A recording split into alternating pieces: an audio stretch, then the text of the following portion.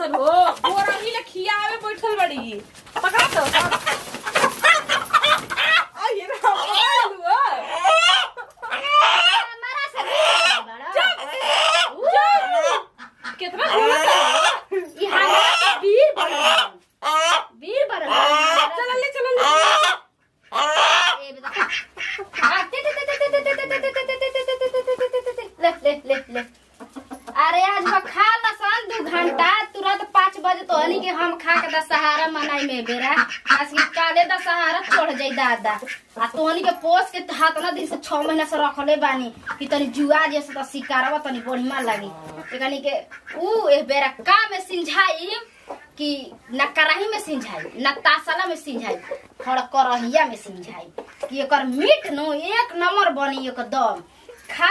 ल दादा के सार खा ल भर दिन भर रात कुक दोगाला क के हमर काम सुन कइले रहता रोज के रोज एक दिन ना आ हौ दादी के छोड़ हम अंडा परी नु त बाल बड़ी हौ नदिया के काट के खाई ए करे के खाई खा छोटकी हो रे जांगावा तो हितना मोटे भल रही से खाए ले खो गुबा बुझाता का रे तू मुर्गवनो से का बात करत रहलिस रे देखो तो भैंस के ले बात कर लगबे त गाय ले बात कर लगबे अब मुर्गो से बतिया के स्टार्ट कर लेबे का अरे जानो तनी का एगो खुश खबरी अरे बाप रे कौन खुश खबरी बहू काल दशहरा चढ़ता हां तो यही से एकनी के खिया देनी हो कि सांझी के हमनी के खाए के बा एकनी के ये खुश खबर हम सोचे कि कोनो दूसर खुश खबर है जीविया में पानी आइल जीविया में पानी का आई देखत देखो यानी के चल काम धाम करे के हेनी में का तू मतलब एक दिन में खा के नी के मांस मोटा जी ना इतना दिन से ना मोटला सुनता मांस ना मोटाई लेकिन जहां खाई ना 1 मुट्ठी चावल ए बेरा 6 मुट्ठी खाई 4 मुट्ठी खाई 3 मुट्ठी तनी हाथ में बेटा तू न खइबू कि हे कनी के खइए सन त कि एक दिन में मोटा जे सन हेता जियान करत रोई के दे का ना परिकाव तनी एक झट देला धारा जी हसन देखो भागत नु अरे बाप रे तहर चली तर तू ही जाना ये बचिए धोन बाड़ू चल की जाने हमन के घरवा के गंजीव ना सुनिए सन कसने के जी हत को लेले बाड़ी सब हत करे ले बैसन केनी के पगला गेल बाड़ी सन मुर्गो मुर्गी से बतियात रहत ऐसन अरे तू के खासन आज वो कसम मारे के त मन नहीं के करत लेकिन का करिया सांझ खाने तो लोग के पेट पूजा हुई जाई एक त तीज बीतल जुतिया बीतल ई साला परब आवता अब दशहरा आ गइल बा ए दशहरा में अब कनी के नवरातन करियो स का जाने का करियो स कतना चाहिए कनी के रुपया पैसा सिंगार पटार कमात देह के हड्डी सुखा गइल साला बा हमार दिमाग का कहीं हम खराब रहता कतना कमाई अरे नंतिया घासिया उठा के रखना रे अरे नंतिया के दादी मारला तो फिर बुगा के बे मारा हथियार से दांतिया निकाल के गोली नहीं नाचे लगी बता घासिया घा और तल रखाओ नंतिया धर उठा के धर ना रे घासिया आया हर के नंतिया कहबे हर के नंतिया कहां ना रे आया हर के नंतिया कहबे कहां ना रे हर के नंतिया कहां ना रे उठा के घासिया रखना रे करना काम भाई बा हता रखबे तबे न गढ़म तर गाड़ हम रखतनी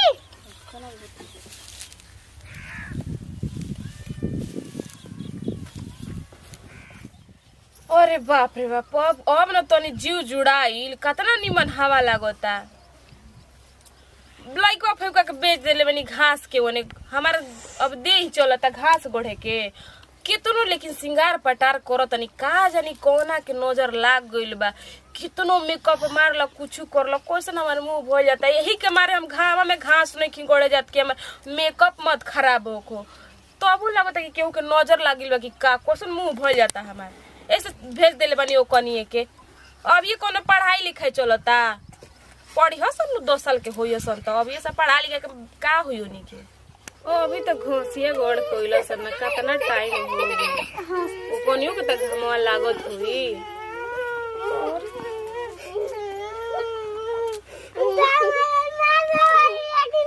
हेले औसन अब तोनी के घास के न भेजले रही हैं का भइल रे पहले चुप कसन दोनों चुप रह का भइल रे बाबू गाड़त रहलू तो कहते ए नतिया है नहीं आओ ना ओए घर से उठाओ तो नतिया कहला है तो मारने तो मार दो रे तू बड़ बिस तोरे ना बुझाला कि छोट भाई के मार देनी हां आई तोर नतिया बा तू बड़ बाईस आ तो तू जिसे सिखेबी हुए ना सीखिए नतिया तोर छोट भाई और प्यार से तोरा समझाला कि हां बाबू घोसिया रख रे घाम लागत त हां ते मार के तू मरबे छोट भाई तो तू मर देबे आ घोसिया कहां बा ओइ जे घोसिया बा यानी के भेजलो के भेजला हो गेल गड़बो के लसन त ओइ जे हसुइया तो ओइ जे काहे छोड़ला सन हसुइया कोन लेके चल जी तब रे चल सन ले आई हसुआ ये गोनी के काम हम सोची के देह बचाए यानी के देह बचावे दियो सन जाके हसुआ ले आई कोन लेके भागो सन मत ए बा मुर्गा खाए खाती ए पधार दिवा देनी ह जाक लोहार भी पिटावा देनी के तनी छप छप काटी काट के देखी के ना हाथवा काटलम त खाइम का से एबरा ओकरा के जातानी ध के आ ले आई आ छप छप काटम बाप रे दीदी दीदी हम तो छोड़ा के त भाग गई न तू तारे लुका के छाप रहा दीदी ए दीदी का हो अरे काने वाली जी साझ हो गइल का हो कहतानी देखतानी कि किलिन डूबल जाता आ चले के मुर्गवा ना मामा सुता टूट गेल का हो अरे मुर्गवा के धरे में बाद में पेन हम चली हमर जीभ में पानी चटपट के दे कइला सर अरे हे कहां बड़ा सन हो यही में ढुका के आ ढाप लेतानी आई हे तू गजिब के लेकिन बाड़ू ना साड़ी में घुसा गोल धारा के तरह हुआ हमरा के आइटिंग बतावतानी आइटिंग रो पकड़ा तो सन हो आई बता भाई आप भराई सुना है इतना खिया के पलंगा पर है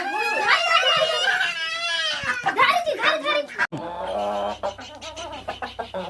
केने कइला सन अरे दादा केने आ ये तो हमको गोठवा ला